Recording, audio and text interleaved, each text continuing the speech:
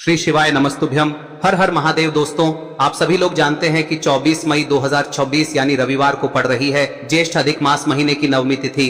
और दोस्तों, ये वो तिथि है जो ज्येष्ठ महीने में पड़ने वाली सबसे बड़ी तिथि है, क्योंकि यह रविवार के दिन पड़ रही है और इसका बहुत ही बड़ा और विशेष महत्व होता है। पूज्य गुरु जी ने कहा है, अगर कभी भी मौका लग जाए और ज्येष्ठ महीने की नवमी तिथि रविवार को पड़ जाए तो आप लोगों को 1 दीपक और 11 चावल के दाने वाला उपाय तो अवश्य ही करना चाहिए, और इन दोनों का संयोग बहुत ही कम आता है। और दोस्तों, पूज्य गुरु जी ने अपनी शिव महापुराण की कथा में बताया है, इस दिन आपको 11 चावल दाने वाला उपाय तो अवश्य ही करना चाहिए, क्योंकि ऐसा दिन पूरे साल में सिर्फ एक ही बार आता है। और दोस्तों, आप सभी लोग जानते हो कि रविवार का अगर सबसे बड़ा कोई उपाय है तो वो 11 चावल के दाने वाला उपाय है। तो दोस्तों, इस रविवार के दिन आप लोगों को इस 11 चावल दाने वाले उपाय को जरूर करना है। बहुत सारे लोग होंगे जिन लोगों ने इस उपाय को न किया हो, मतलब पूरा साल निकल गया और उन्होंने किसी भी दिन इस 11 चावल के दाने वाले उपाय को न किया हो। पर दोस्तों, आपके पास एक आखिरी मौका बचा हुआ है, जो कि 24 मई के दिन है। तो इस दिन आप लोगों को इस वाले उपाय को जरूर कर लेना है। भले ही आपने पूरे साल भर इस उपाय को ना किया हो, पर अगर आपने इस ज्येष्ठ महीने में पड़ने वाली नवमी तिथि के दिन अगर इस वाले उपाय को कर लिया तो आपको इस उपाय को करने का वो फल मिलेगा जिसकी आपने कभी कल्पना भी नहीं करी होगी। इसीलिए आप लोग इस वाले उपाय को एक बार जरूर कर लेना, ताकि आप लोगों के हाथ से यह मौका ना जा सके और आपको इस उपाय को करने का फल मिल सके।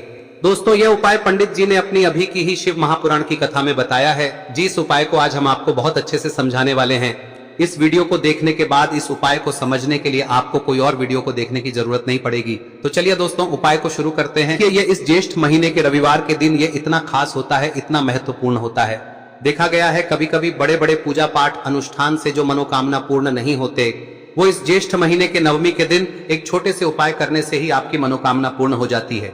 और बहुत सारे लोगों ने इस उपाय को किया भी है और उनको इस उपाय को करने का फल भी जरूर मिला है। अगर आप लोग भी इस उपाय को रविवार नवमी के दिन करना चाहते हैं तो आप इस उपाय को पहले अच्छे से समझ लेना, सुन लेना, उसके बाद करना। आपको इस उपाय का फल जरूर मिलेगा।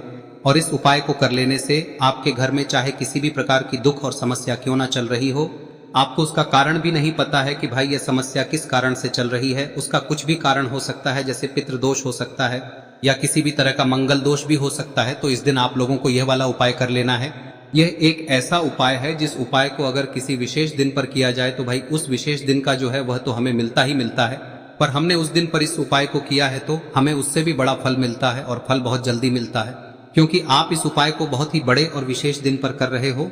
तो चलिए अब उपाय के बारे में बात करते हैं, लेकिन उससे पहले आप लोगों को यह जानना आवश्यक है कि आखिर यह उपाय किस समय करना है, किसको करना है और कैसे करना है। तो चलिए हम आगे आपको वीडियो में एक एक करके बता देते हैं, लेकिन उससे पहले अगर आप लोग हमारे चैनल पर नए हैं तो हमारे चैनल को सब्सक्राइब कर लेना और इस वीडियो को लाइक करके कमेंट बॉक्स में श्री शिवाय नमस्तुभ्यम ओम नमः शिवाय जरूर टाइप कर देना। और अपने फायदे के लिए, गरीबी दूर करने के लिए इस वीडियो को पूरा देख कर जाना, तभी आपको लाभ की प्राप्ति होगी। यदि आज आपने वीडियो को बीच बीच में से देखा, काट काट कर देखा, तो आपको जीवन में कभी सफलता हासिल भी नहीं। तो दोस्तों, इस 11 चावल के दाने वाले उपाय को हमें इस रविवार के दिन कैसे करना है, किसको करना है, किस समय करना है और कहां पर करना है, ये सारे सवालों के जवाब आपको इस वीडियो में मिल जाएंगे। और जो ये वीडियो देखेगा भाई, उसको 11 चावल के दाने वाला उपाय जरूर करना चाहिए, क्योंकि इस दिन एक चावल के दाने का भी बहुत ही बड़ा और विशेष महत्व होता है। और जब बात आ जाए 11 चावल के दाने की, तो ये सोने पे सुहागा वाली बात हो जाती है और ये एक बहुत ही बड़ा उपाय हो जाता है इस रविवार नवमी तिथि का। तो अब दोस्तों, इस 11 चावल के दाने वाले उपाय को आखिर करना किसको है, सबसे पहले हम लोग वो बात जान लेते हैं। तो देखो, घर की जो बड़ी माताएं बहनें होती हैं, उन माताओं बहनों में से कोई भी एक बड़ी माता बहन इस वाले उपाय को कर सकती है। और दोस्तों, अगर आप चाहें तो अपने घर में से सभी सदस्यों को भी इसको करवा सकते हैं। अगर किसी व्यक्ति की खुद की कोई मनोकामना है, खुद की कोई दुख और परेशानी है जो कि वो अपने लिए ही करना चाहता है, इस वाले उपाय को तो वह खुद अपने लिए भी कर सकता है। बाकी अगर कोई घर में से ऐसा है जो कि अपने पूरे घर परिवार की सुख और शांति के लिए ये वाला उपाय करना चाहता है, तो भाई वो भी कर सकता है, उसमें भी कोई दिक्कत वाली बात नहीं है। कहने का मतलब यह है कि इस उपाय को हर के सदस्य भी कर सकता है और पूरे घर परिवार के सदस्य के लिए घर की बड़ी माताओं बहनों में से कोई एक माता बहन भी कर सकती है। माताएं बहनें अगर घर में उपस्थित ना हो या वो ये वाला उपाय ना कर पा रही हो, तो फिर घर का कोई बड़ा सदस्य भी इस 11 चावल के दाने वाले उपाय को कर सकता है, चाहे फिर वो पुरुष ही क्यों ना हो, उसमें कोई भी दिक्कत वाली बात नहीं है। अब दोस्तों, इस 11 चावल के दाने वाले उपाय को हमें करना कहां पर है, हमें इसे शिवजी के मंदिर में जाकर करना है। बहुत सारे लोग प्रश्न करते हैं उपाय को करते समय, क्या हम इस उपाय को घर पर कर सकते हैं? तो इस वाले उपाय को आप घर पर नहीं कर सकते हो। इस वाले उपाय को करने के लिए आपको शिव जी के मंदिर ही जाना पड़ेगा। उसके बाद में दोस्तों जो अगला प्रश्न निकल कर आता है वो ये आता है इस उपाय को लेकर कि आखिर इस उपाय को हमें किस समय करना है, सुबह के समय करना है कि शाम के समय करना है? तो देखो, इस वाले उपाय को आप लोग सुबह के समय भी कर सकते हो और शाम के समय प्रदोष काल में भी कर सकते हो।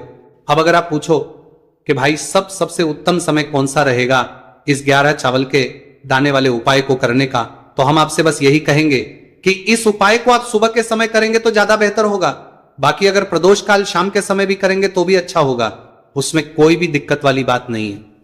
तो अब दोस्तों जो अगली सबसे बड़ी और महत्वपूर्ण बात आती है वो ये आती है कि सुबह अगर हम उपाय को करेंगे तो हमें कितने बजे से लेकर बजे तक के बीच में करना है, और शाम के समय प्रदोष काल में करेंगे तो हमें कितने बजे से लेकर कितने बजे के बीच में करना है। तो देखो, सुबह जितनी जल्दी हो सके आप उपाय को करने की कोशिश करना। बाकी अगर किसी कारणवश लेट भी हो जाओ, थोड़ी देर भी हो जाए, तो 10 या 11 बजे तक भी आप उपाय कर लेना, पर 12 बजे से ज्यादा देरी ना हो, ठीक है? इस बात का ध्यान रखना। उसके बाद में दोस्तों अगर शाम के समय प्रदोष काल की बात करें, दोष काल का जो समय है होता है वो शाम के 6 बजे से शुरू हो जाता है। मतलब शाम के 6 बजे से लेकर 7 बजे के बीच का जो समय होता है यह समय प्रदोष काल का समय होता है। पर अभी जो मौसम चल रहा है इस मौसम में जो है शाम बहुत देरी से होती है, तो आप इस उपाय को 7 या 8 बजे के बीच में भी कर सकते हो। मतलब शाम के 6 बजे से रात 8 बजे के बीच में आप कभी भी इस वाले उपाय को कर सकते हो, उसमें कोई भी दिक्कत वाली बात नहीं है।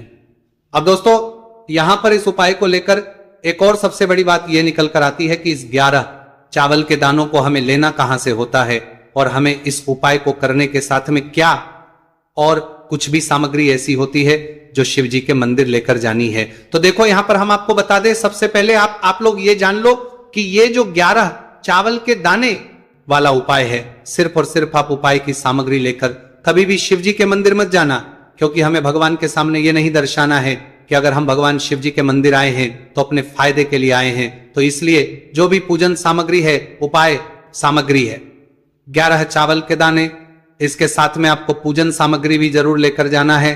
देखो, अगर सुबह के समय उपाय कर रहे हो तो सीधी सी बात है, 1 लोटा जल तो आप लेकर जाओगे ही जाओगे। वही 1 लोटा जल अगर मिट्टी का जल हो तो बहुत अच्छा रहेगा। मिट्टी का जल कैसे बनाया जाता है इसके लिए हमने पहले से बहुत सारी वीडियोस बना दी है। आपके पास इस दिन एक आखिरी मौका रहेगा मिट्टी का जल शिवजी पर चढ़ाने का और उपाय को करने का, बहुत बड़ा आपको इस दिन फल मिलेगा। तो इसलिए इस दिन हो सके तो भाई मिट्टी का जल चढ़ाना, तो अपने साथ में कम से कम 1 लोटा जल तो आपको लेकर जाना ही जाना है। अगर मिट्टी का जल नहीं है तो घर का जल भी आप इस्तेमाल कर सकते हो। इसके अलावा जो भी पूजन सामग्री है, देखो 11 चावल के दाने ये अलग आपके रहेंगे और जो आपकी पूजन सामग्री रहेगी वो अलग रहेगी। पूजन सामग्री में आप जो भी चीज लेकर जाना चाहे वो लेकर जा सकते हैं, उसमें कोई भी दिक्कत वाली बात नहीं है। वही अगर हम बात करें शाम के समय की, तो शाम के समय शिवजी पर जल नहीं चढ़ता है, इसीलिए शाम के समय आप लोग एक दीपक तैयार कर ले जो कि गोलबत्ती का, आटे का, शुद्ध देसी गाय का घी का होगा है। इस बात का आप लोगों को ध्यान रखना है और इस दीपक को आपको घर से जलाकर नहीं लेकर जाना है, भगवान शिव जी के मंदिर में जाकर ही जलाना है। इस बात का भी आप लोगों को ध्यान रखना है। अब दोस्तों यहां पर हमें इस बात को समझना है कि ये 11 चावल के दाने हमें लेना कहां से है, क्या हमें दुकान से लेकर आना है या हमें अपने घर से लेना है या कहां से लेकर आना है और कौन से चावल लेना है, क्योंकि चावल भी बहुत प्रकार के होते हैं। तो देखो इन सभी सवालों के जवाब आप लोग एक बात में सुन लो कि भाई ये जो है इस उपाय में आपको ये नहीं देखना है कि भाई कौन से चावल है कौन से चावल नहीं है। बस जो भी चावल ले रहे हो वो चावल का दाना सबूत होना चाहिए, मतलब साबुत होना चाहिए, टूटा हुआ नहीं होना चाहिए, कटा पीटा नहीं होना चाहिए। ये बात आपको ध्यान रखना है। बाकी आपका चावल बासमती हो या सादा चावल हो या कोई सा भी चावल हो, उसमें कोई भी दिक्कत वाली बात नहीं है। तो सीधी सी बात है कि आपके घर के रसोई घर में जहां पर आप भोजन बनाते हो वहां पर जो भी चावल आपके उपस्थित हो उन चावलों में से अपनी एक कटोरी लेना या एक मुट्ठी चावल अलग से निकाल कर रख लेना, क्योंकि हम 11 चावल ही यहां पर इस उपाय में लेने वाले हैं। तो हमें ये चावल के दाने गिनकर निकालने पर डटेंगे, इस बात का आप लोगों को ध्यान रखना है। तो अपने उस चावल की कटोरी में से या चावल में से 11 ऐसे चावल के दाने आप लोग निकाल लो जो कि टूटे हुए ना हो, कट्टे पीटे ना हो, जिनमें कोई दाग ना लगा हुआ हो, है ना। अच्छे साबुत चावल के दाने 11 दाने आप लोग निकाल कर रख लो और इन किसी भी एक कागज की पुड़िया में या किसी एक छोटी सी कटोरी में आप लोग रख लो, ताकि यह सुरक्षित रहे, आपके एक भी चावल का दाना इधर उधर ना हो और आपका उपाय भी पूरा अच्छे से हो जाए। तो भाई जैसे ही आपका उपाय की जो सामग्री है 11 चावल के दाने ये तैयार हो जाते हैं, उसके बाद में आपको जो भी अपनी पूजन सामग्री है सुबह के समय कर रहे हो तो एक लोटा जल या पूजन सामग्री जो लेकर जाना चाहो उसकी भी तैयारी कर लेना, और किस समय जा रहे हो तो भाई अपना जो दीपक है उसे तैयार कर लेना, ठीक है। और उपाय को करते समय शुद्धता का विशेष रूप से ध्यान रखना, ठीक है। सुबह सुबह स्नान करने के बाद ही उपाय को करने की आप लोग तैयारी करना। उसके बाद अगर शाम के समय की बात करें तो शाम के समय आपको स्नान करने की जरूरत नहीं है, पर शुद्धता का ध्यान रखना है। आपको स्नान तो नहीं करेंगे, आप हाथ मुंह धोकर भी इस वाले उपाय को शाम के समय प्रदोष काल में कर सकते हैं, इसमें कोई की बात नहीं है। तो आप अपने उपाय की पूरी सामग्री तैयार करके आपके पास ही में जो आपका शिव मंदिर हो वहां पर पहुंच जाइए। सबसे पहले शिव मंदिर में जाकर आप लोगों को उपाय नहीं करना है, पहले भगवान के दर्शन करना है, भगवान से आशीर्वाद प्राप्त करना है, फिर शिव जी की शिवलिंग के पास में आना है।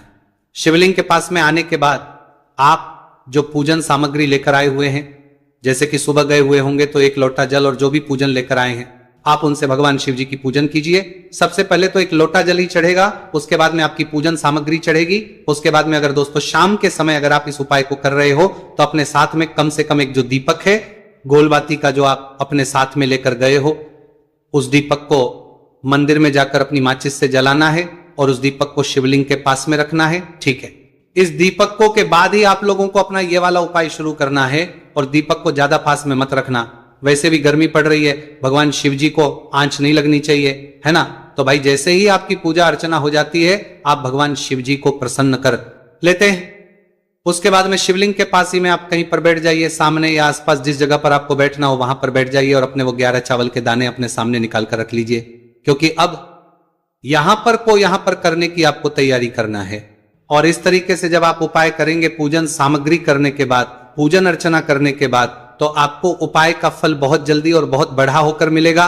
तो अपने 11 चावल के दाने अपने सामने निकाल कर रख लेना, और ये जो उपाय है ये आपकी सीधे हाथ की हथेली से होगा, इसलिए इस बात का भी विशेष रूप से ध्यान रखना है। तो सीधे हाथ की हथेली का प्रयोग करके ही आप लोग अपना इस वाले उपाय को करना।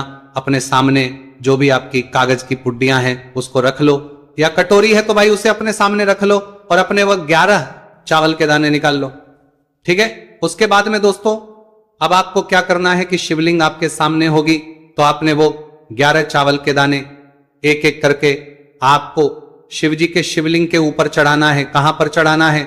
शिवलिंग के ऊपर चढ़ाना है, और कहीं पर भी नहीं चढ़ाना है, आपको अपने हथेली से शिवलिंग के ऊपर चढ़ना है।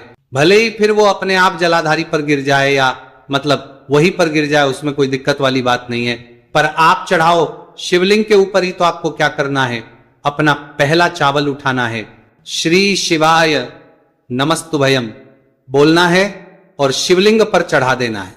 इसी तरीके से दूसरा चावल का दाना उठा है, शिवलिंग पर चढ़ाना है और मंत्र बोल देना है, और फिर तीसरा चावल का दाना उठाना है, श्री शिवाय नमस्तुभयम बोलना है और चढ़ा देना है। इसी प्रकार से आपको पूरे 11 चावल के दाने एक एक करके शिवजी के शिवलिंग के ऊपर चढ़ाना है और भगवान से प्रार्थना करते जाना है। मतलब प्रार्थना तो आपको आखिरी में करना है, पर हर एक के दाने को चढ़ाते समय श्री शिवाय नमस्तु भयम जरूर बोलना है। उसके बाद ही में ये चावल का दाना शिवलिंग के ऊपर आपको चढ़ाना है। जैसे ही आपके 11 चावल के दाने शिवलिंग के ऊपर जाते हैं तो भाई उसके बाद में आपको क्या करना है, भगवान से अपनी मनोकामना बोलना है। मनोकामना भी कब बोलना है?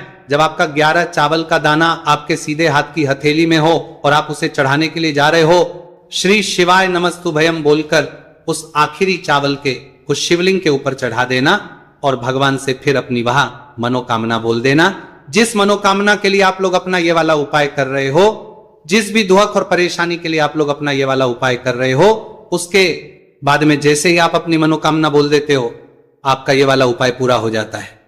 पर दोस्तों उपाय को करने के बाद आप लोगों को 2 मिनट भगवान शिव जी के मंत्र का जाप जरूर करना है। और मंत्र का जाप करने के बाद भगवान एक और बार प्रार्थना करना है